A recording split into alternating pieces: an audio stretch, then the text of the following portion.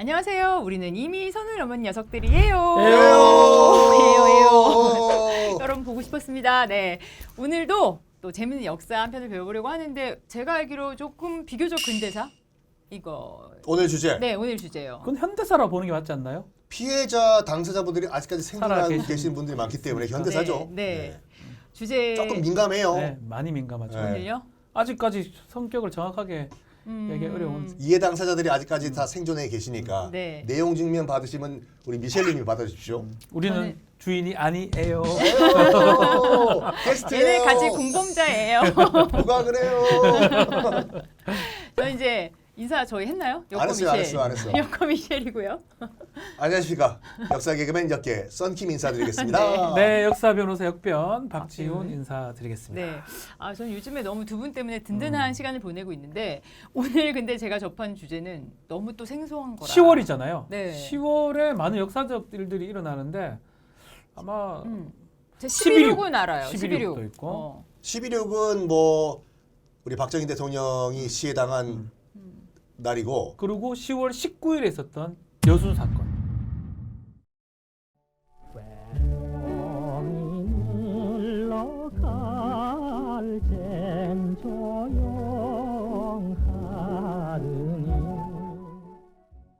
우리 어릴 때 여순 반란 사건으로 배웠거든요. 네, 그렇죠.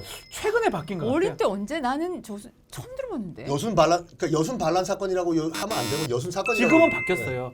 여순 사건은 이름 바뀐 게 아주 최근에 바뀌었어요. 혹시 뭐 계속 좀- 여수와 뭐 이런 쪽? 순천. 여순. 어딘 줄 알았어요, 그럼요? 아니 지명인가? 아, 뭐 사람 이름 여수 순천 얘기하는 거예요. 여수 순천. 이 방송 많이 보고 계신다며 그 지역에서. 네. 그래서 10월 19일에 있었던 여수 순천 사건, 네. 여순 사건에 대해서 결국에는 뭐 이 우리가 이제 지리산까지 들어가서 소위 말하는 그 지리산 빨치산, 빨치산. 소위 빨치산 형성된 근본적인 그런 계기가 또 여순 여순 사건이죠. 조금 역사적으로 조금 말씀을 좀 드리면 해방이 1945년 8월 15일 됩니다. 네. 그 미 군정이 남쪽으로 38선 밑으로 남쪽으로 들어가 있고 북쪽은 소련군이 이제 들어오죠. 네. 그러다 계속적으로 이 남북을 같이 하냐 마냐 이렇게 하다가 결국 남쪽만 단독으로 정부가 됩니다. 그게 48년 8월 15일 날 남한 정부가 되고요. 그 과정에서 조금 문제가 생긴 거예요. 특히 남쪽에서는 북한을 동조하고 있는 남노당 세력들이 많았거든요. 남로당. 예, 네. 박헌영 뭐 이런 사람들. 그래서 그런 사람들이 계속적으로 뭐 시위도 하고 아주 혼란스러웠는데 그런 과정에서 여순 사건들이 일어나게 됩니다. 이게 여순 사건을 보기 전에 이제 그 우리가 통으로 봐야 될 것이 이제 제주도 4.3 사건을 그렇죠. 이제 봐야 되는데 제주도가 굉장히 뭐라 아픔의 섬이었어요. 일제시대 때부터. 1945년 8월 15일 내륙에서는 해방이 되지 않습니까? 근데 제주도는 아직까지 해방이 안 된 상황이었어요. 아. 5만 명의 일본군이 아직 주둔하고 있는 상태였어. 미군정에서 무시한 거예요. 저 섬까지 우리 말 못 가겠다고. 그래서 내륙은 벌써 해방이 됐는데도 제주도에 있는 일본군들이 머물면서 뭘 했냐면 주민들 협박하고 그리고 또 이 주민들이 먹을 음식에 불 질러버리고 이런 식으로 약간 왕따가 된 섬이었어요. 그런 가운데서 아까 박 변호사님 말씀하신 것처럼 이 뭐랄까 남북 동시 선거를 하자라고 이제 유엔이 추진했지 않습니까? 네. 그러니까 동시 선거를 추진하자고. 근데 그 당시 이제 어떻게 추진했냐면 유엔에서 인구 대비 그러면 선거를 하자고. 그러면 누가 불리하냐면 북한이 불리하죠. 북한 인구가 너무 적으니까 그러니까. 우리에 비해서 그러니까 남한에 인구 비해서. 대비로 그 선거를 하자 그러면 당연히 인구가 많은 남한 측이 더 유리하겠죠. 그래서 북한은 우리는 그 선거 참여 안 하겠다라고 선언을 해버리는데 그때 이승만 대통령이 뭐라고 얘기했냐면 그럼 우리끼리 하자고. 그러면 뭐냐면 통일이 아니라 나라가 반쪽이 돼버리는 거잖아요. 분단에 고착하라 그러죠. 네. 남한 단독 정부를 수립하자고 얘기를 하고 그거를 투표를 또 다시 그게 해요. 이승만이 얘기한 이승만은 거예요? 그래가지고 일단 정부를 수립하는 게 맞다라고 판단했고 왜냐면 북한은 가입 안 하려 그러니까 그런데 그거에 선거를 물어요. 국민투표 비슷하게. 근데 전국에 다 그래 남한 단독으로 하자고 했는데 한 군데가 반대를 해버려요. 어디요? 그게 제주도요. 제주도구나. 그 제주도 같은 경우에는 그 뭐랄까 이 미 군정에서 약간 왕따 찍혀버릴 거 이거를 그 어떤 조치를 취하냐면 해방 직후에 바로 제주도를 제주도로 승격을 시켜버려요. 앞에 있는 제주도는 섬도자고 네. 뒤에 있는 도는 도도자예요. 그 전까지만 해도 전라남도 소속이었거든요. 아 제주도가요? 제주군이었죠. 제주 섬도였어요.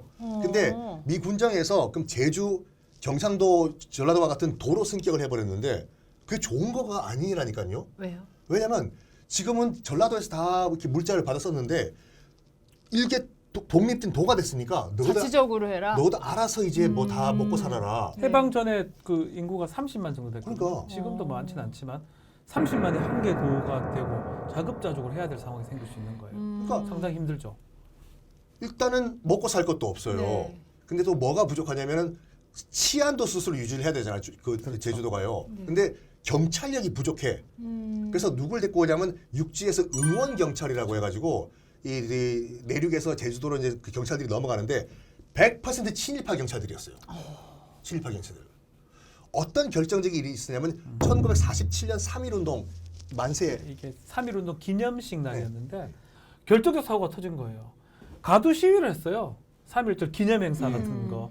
그는 아마 뒤에 배후 세력은 분명히 남로당이었을 거예요. 민전이라고 뭐 그렇죠. 해방 전선 전선 그럴 거라 보지만 어쨌든 많은 그 제주도 시민들이 도민들이 이 데모를 가두 데모를 하는데 당시 이제 응원 경찰하던 경찰들이 말 타고 이제 그 시위를 진압하다가 네. 애를 밟았는데 네. 사과를 안 해요. 그래서 난리가 났어요.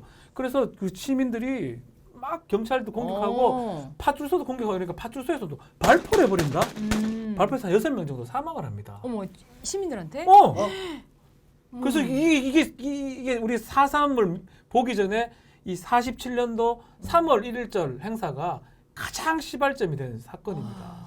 아니 제주도는 안 그래도 왕따 당하고 이 내륙에서 왕따 돼서 정말 그 아까 박 변호사님 말씀하신 것처럼 일본은 그 태평양 말기에 제주도를 일본 해군의 마지막 전초 기지로 만들려고 했어요. 왜냐하면 가깝잖아 일본이 제주도랑. 제일 좋죠. 그래서 오키나와가 무너진 다음에 만약 오키나와가 무너진 다음엔 다음에 최전방은 제주도로 만들어 버리자. 네. 제주도에서 미군들을 막자 해서 지금도 제주도가 가면 많아요. 해안포 기지들 많더라고요. 해안봉 기지가 아직까지 있어요. 가보면 다 숨겨져 있어. 땅굴에 그 포가 딱 튀어나올 수 있도록 만들어져 있어요. 네네네. 오라에 있고 뭐다 있어요. 이 불쌍한 제주도에 방금 말씀하신 것처럼 이 군경이 그 내륙에서 내려온 그 응원 경찰 기마 경찰이 애를 밟아 죽진 않았지만 사과를 해야 될 거 아니에요. 근데 사과를 안 해요. 쏴 죽이니까 시민들은 당연히 책임자 처벌을 요구하겠죠. 당연히 그렇게 해야 돼. 네. 책임자 처벌을 요구하는데 그 당시 그 뭐랄까 이 경찰 총 책임자는 무슨 말까지 하냐면 이것들 다 사회주의자 애들이라고 빨갱이라고 소위. 그래서 제주도가 그때 아까 30만 정도 인구였는데 얘네들을 다 없애는 한이 있더라도 굴복하지 않겠다라는 말도 안 되는 미친 소리를 해버려요. 완전 그냥 무시하고 그냥 인간으로 안 보고 그랬나 봐. 그러니까 두려웠던 것도 있겠죠. 왜냐하면 진짜로 그 뒤에 보고서에 따르면 그렇게 보고가 돼요. 제주도민의 60~70%가 남로당 아니면 사회주의 세력일 것이다. 공산주의 세력일 것이다. 라고 보고가 된 걸 봤을 때는 미군정이나 이승만 쪽에서도 상당히 두려워했을 수도 있어요.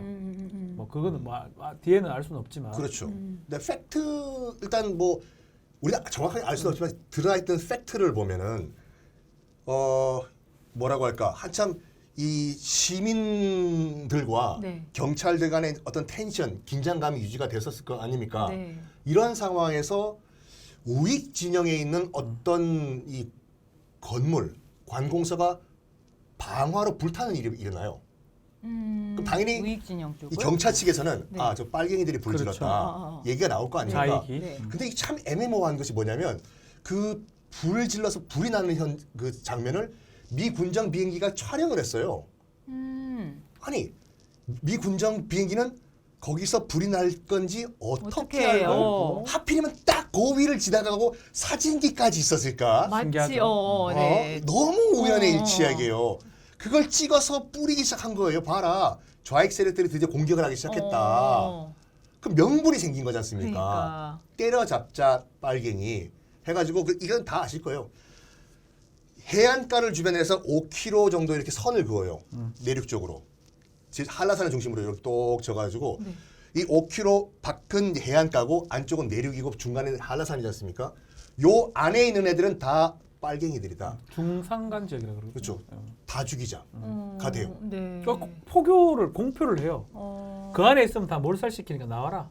해안으로 나와라.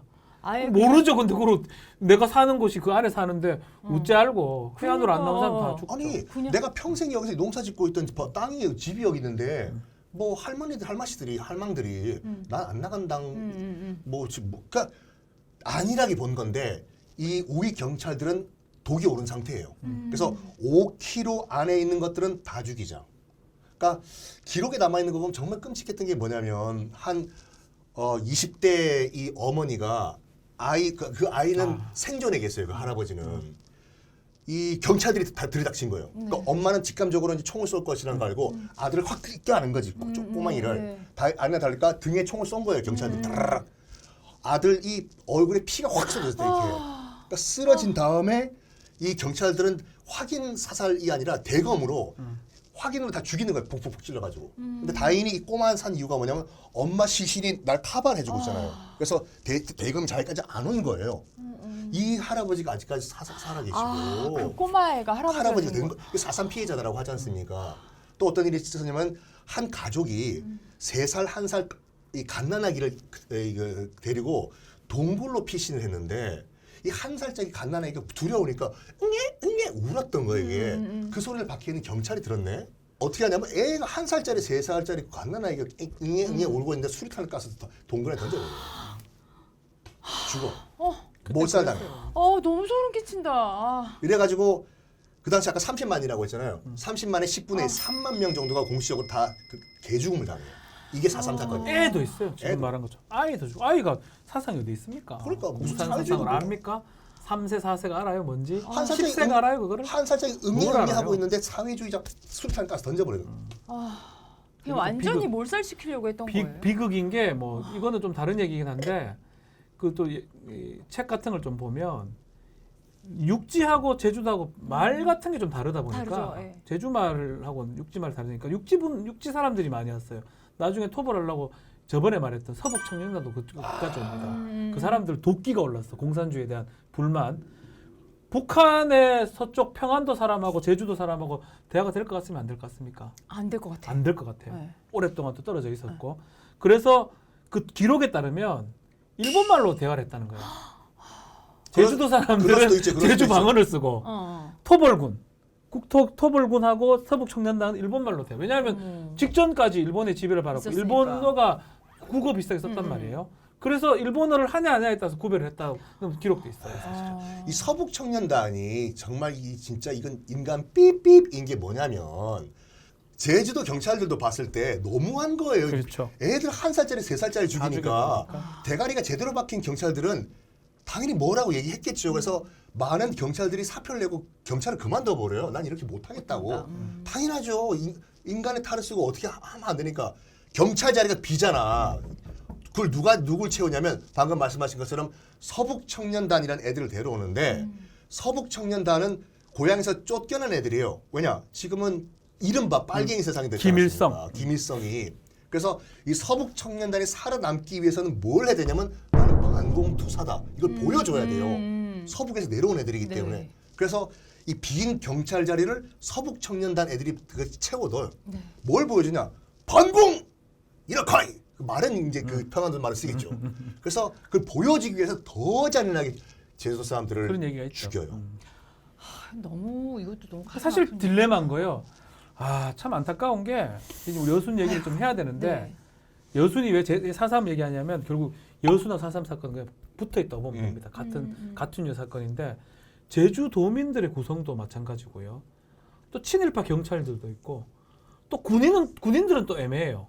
군인들은 의외로 친일파보다는 독립군 또 북쪽에서 온 아니면 남노당 쪽이 좀 많았고 그런 여러 가지 상황이 겹쳐가지고 결국은 내가 아니면 적을 죽여야 된다는 거 양민들이 중간에서 다 죽은 거예요. 일반 사람들. 그러니까 이쪽도 또 뭐 살아야 되니까 죽인. 뭐 그런 측면도 있는 거죠.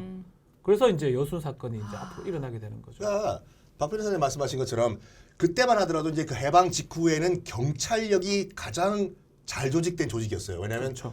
일제 때부터 이 순사들 그대로 시스템이 그 미군정이 그 뭐 이거 참 안타까운 얘기지만 친일파도 그대로 썼잖아요. 그렇죠.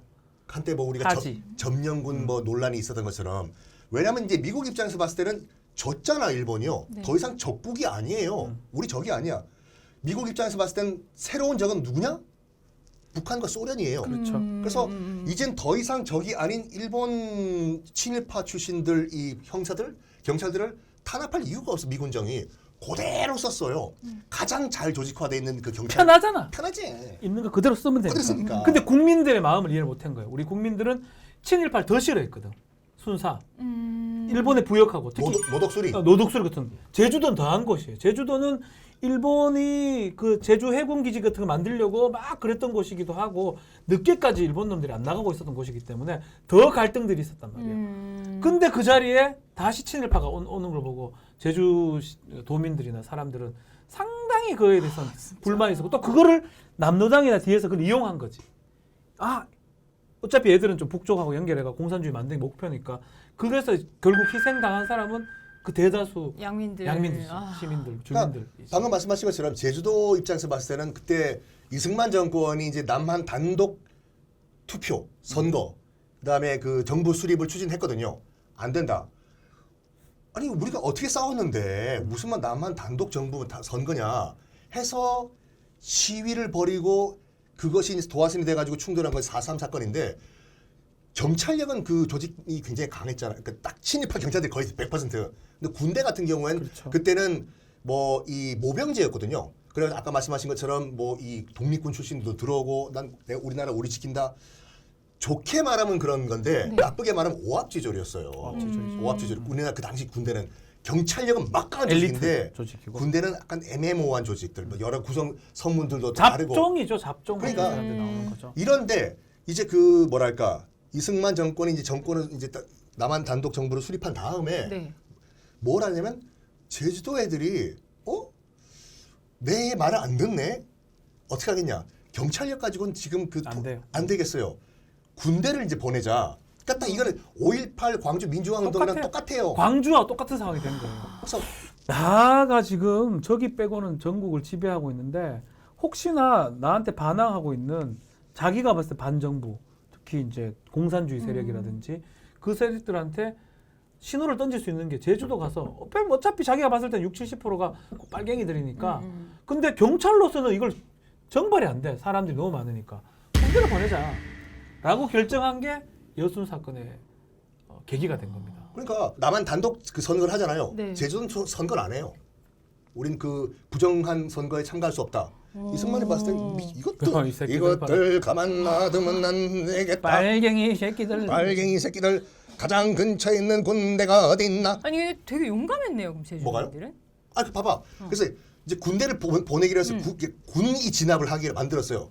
가장 먼저 이제 그 출동시킨 것이 바로 여수와 순천에서 주둔하고 있던 군대 보고 너희들이 가서 저 빨갱이들을 다 죽여라. 라고 군대를 보냈는데 이 여수와 순천에 주둔하고 국군 중에서 어떻게 우리가 동지역을 죽이냐고. 못 간다. 못 간다.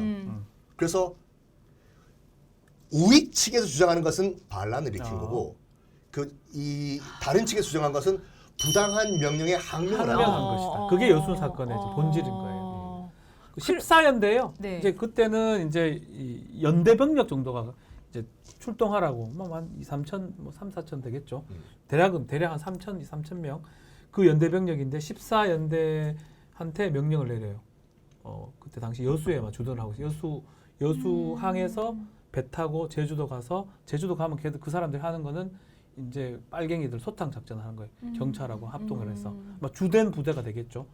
그렇게 이제 명령이 떨어졌어요. 떨어졌는데 문제는 아까 말한 것처럼 국군하고 경찰하고 지금은 뭐 그게 없었는데 예전에는 경찰이 더 엘리트인 거예요. 공부도 잘하고 더 가고 싶어. 국군은 해방 후에 조선경비대 뭐 이렇게 만들어졌는데 말했던 것처럼 떠중이 그냥 뭐 개나 소나 보다 보니까 남도상원도 꽤 있었을 것 같아요. 박정희도 남도상원이라고 한 거 보면 그런 사람도 있었을 거고 여기도 오고 저기도 오다 보니까 또 경찰들 되게 싫어했고 기본적으로 경찰도 개망신 당했고 그런 갈등 상황이 있는 거에서 제일 문제가 뭐냐면 제주도민을 죽이라고 명령을 떨어지니까 그것을 못하겠다라고 판단했고 이제 주모자가 이제 재창수라는 사람인데 상사의 상사. 장교는 아니고 처음 들어봐. 지창수.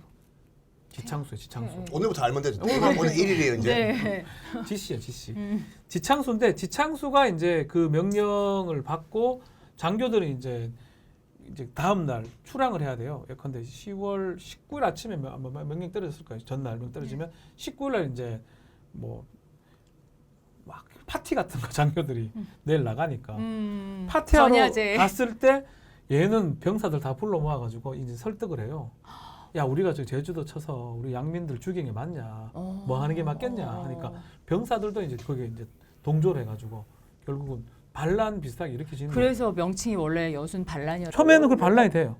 그러니까 제주 4.3 사건도 그렇고 여수 순천 사건도 그렇고 역대 정권이 대놓고 접근하기는 굉장히 약간 부담이 있었을 거예요. 왜냐면 이게 약간 사상적인 문제도 그렇고 특히 4.3 사건 같은 경우에는 노무현 대통령이 처음으로 사과를 했어요.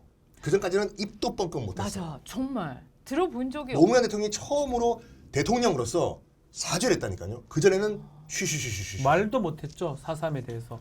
제주도민의 쉽게 말하면 그 4월 3일 뭐 4.3 그 무렵에 기일들이 거의 겹쳐 있어요. 그렇다면서요. 워낙 많은 사람들이 어, 죽어가지고. 막 그래서 시체 쌓여 있고 막 그랬다면서요. 지금 대부분 거기 뭐 이 처형을 시킨 장소가 어디냐면 지금 제주공항 활주로 있지 않습니까? 거기였다고 해요. 그러니까 지금 뭐 파볼 수도 없고. 그래서 뭐 방금 말씀하신 것처럼 제주도는 지금 동시에 제사를 지내는 집들이 많아요. 동시에 다 죽어가지고. 한 마을을 그냥 다 그냥 네. 불로 불태워버려요. 나오라 해요. 나왔잖아요. 나왔은 거 총살을 떼고 안 나온 애는 불태워 죽여버려. 그 뭐 영화 지슬이라고 있거든요. 지슬, 유명한 지슬이 이제 그 제주 4.3 사건을 그 배경으로 한 영화인데 독립 영화긴.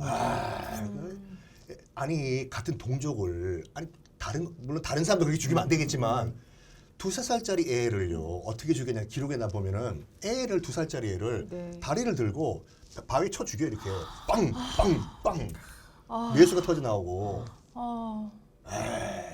다 미친 세월이에요. 미친 세월. 여수 이제 순천 사건이 반란을 일으켰지 않습니까? 당연히 이제 이제 그 소위 말해서 쪽수가 밀려가지고 이제 이 사람들이 이제 지리산으로 들어가요. 들어간 다음에 우리가 알고 있는 지리산 이른바 빨치산. 빨치산이 되는데 이제부터 비극이 시작이에요.